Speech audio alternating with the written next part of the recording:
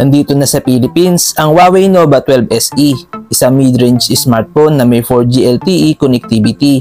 Kung gusto nyo malaman ang price nito, make sure na panoorin nyo ang buong video.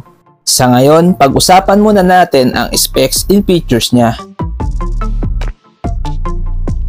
Meron nga pala siyang 6.67-inch Full HD Plus OLED Huawei Full View display with 1080 by 2400 pixel resolution, may 90Hz refresh rate and 270Hz touch sampling rate.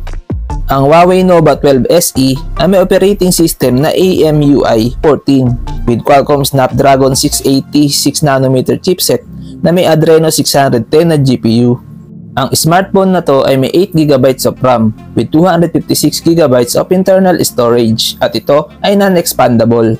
Pagdating naman sa camera, ang Huawei Nova 12 SE ay may triple rear camera setup with 108MP main camera plus 8MP ultra-wide camera plus 2MP macro camera with LED flash, HDR and panorama at kaya niya mag-record ng video up to 1080p with AIS. Meron siyang 32MP selfie camera with up to 1080p video recording.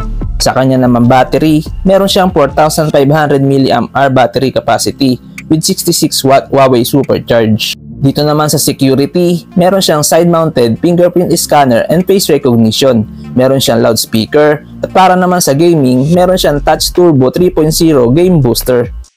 Sa dimensions, meron siyang 162.39 by 75.47 by 7.39mm at may timbang na 186 grams at ito ay may dual SIM.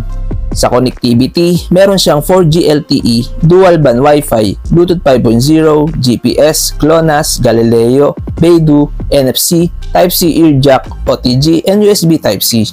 Ngayon naman guys, dito na tayo sa kanyang official price. Ang official price ng Huawei Nova 12 SE ay 15,999 pesos. Ano sa tingin nyo guys? Sulit ba ang Huawei Nova 12 SE?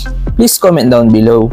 Hanggang dito na lang muna ang video natin guys. Huwag nyo kalimutan mag-subscribe sa ating YouTube channel para lagi kayong updated sa ating mga video.